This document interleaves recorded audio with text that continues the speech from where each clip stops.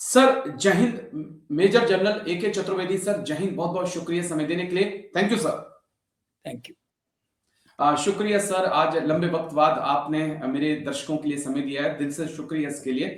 Sir 2025 खत्म हो गया, ऑपरेशन सिंदूर देखा, बहुत कुछ 2025 में हमें देखने को मिला।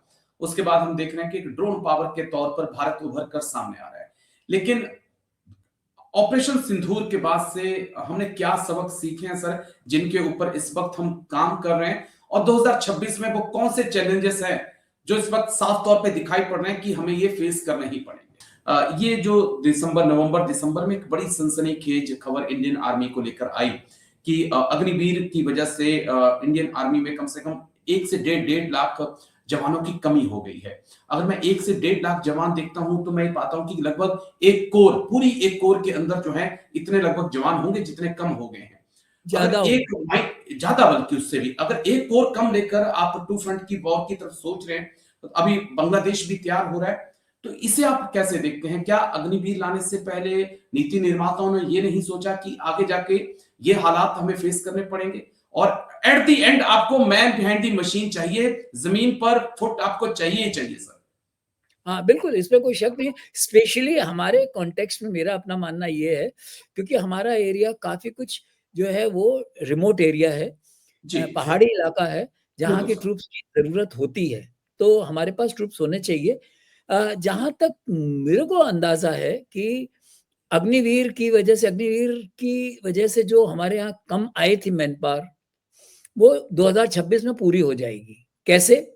आप देखिए कि पहला बैच जो अग्निवीर का है, वो बाहर जाएगा और उसमें से रिटेंशन होगा और नया बैच आएगा, तो आपकी जो मैन पावर है, वो बिल्डअप होनी शुरू हो जाएगी। अगले कई वर्षों में आपके, क्योंकि अग्निवीर का जो ओरिजिनल एम था, वो सिंपल ये था कि एज कम करो, क्योंकि कारगिल की लड़ाई में देखा गया था, जो कारगिल कमिटी की रिपोर्ट थी, कि हमारी एवरेज एज 32 साल थी और वो 26 साल की चाहिए थी। तो हमको कहीं ना कहीं एक स्टेप लेना था। मेरे ख्याल में इसको हमें थोड़ा पहले लेना चाहिए था, और जिसकी वजह से कि हमें build up over a period of time, तो किसी भी मैन पावर की प्लानिंग में 3 से 4 साल लगते, और लगने भी चाहिए। नहीं तो क्या होगा कि अगर आपने एकदम से हटाया, तो 15 साल के बाद एकदम से आपको 1.5 लाख आदमियों की कमी हो जाएगी। अभी क्या है कि आपको हर साल जो है अग्निवीर आते गए, और अब जो है अभी 26 से, क्योंकि वो 22 से हुआ, तो 26 में जाके पहला बैच आउट हो जाएगा, जिसमें से 50%, वो पता नहीं 25% पहले, शायद 50%। इसमें एक कंफ्यूजन सा मेरे दिमाग में थी, क्योंकि मैं इसमें बहुत काम करता हूं कि आर्मी के 2026 में भी 60,000 परमानेंट जवान रिटायर्ड होंगे। अगर अग्निवीर 45,000 भर्ती करें तो 30,000 इसमें से अग्निवीर भी रिटायर्ड हो जाएंगे, 90,000 आपका आउट हो जाएंगे, 15,000 अग्निवीर को आप परमानेंट करोगे।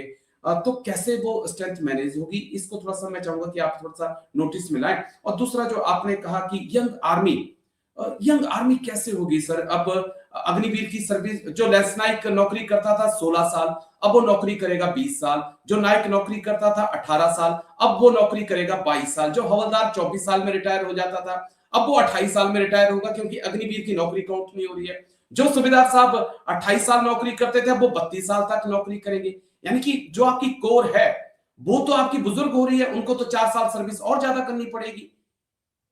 नहीं, मेरा इसके बारे में थोड़ा और विचार करने की जरूरत है, लेकिन मेरा अपना मानना है, मेरा अपना मानना ये है कि gradually over a period of time ये चीज जो है वो नॉर्मेशन होता जाएगा, कि आपके अग्निवीर जाते रहेंगे और नए अग्निवीर आते रहेंगे।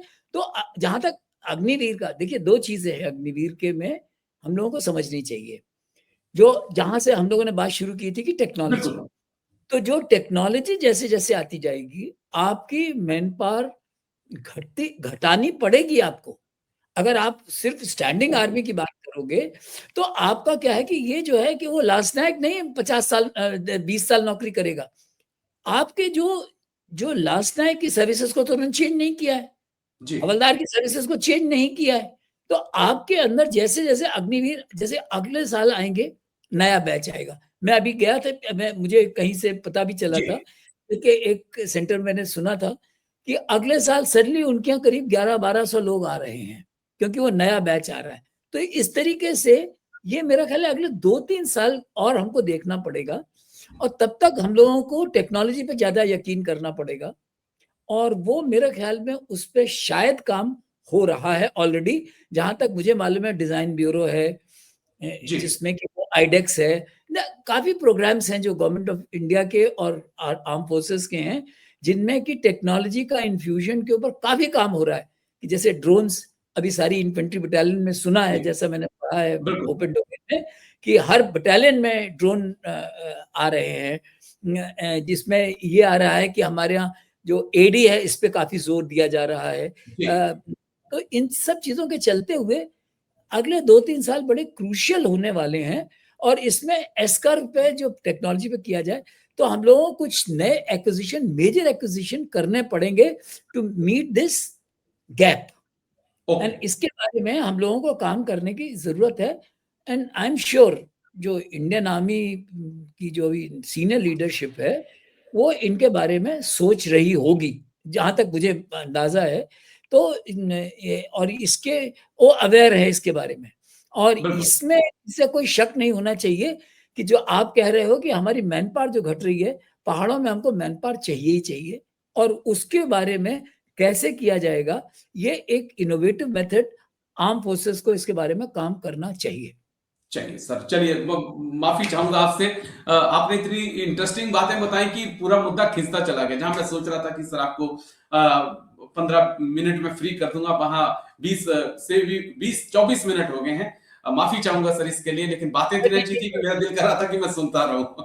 नहीं, बिल्कुल बिल्कुल, हम लोग इसके बारे में और दोबारा भी बात कर सकते हैं, कोई शक नहीं। बिल्कुल सर, कभी बैठेंगे बात करेंगे, लेकिन थैंक यू साहब, बहुत बहुत शुक्रिया major general AK Chaturvedi sir. जय हिंद, take care sir, thank you sir.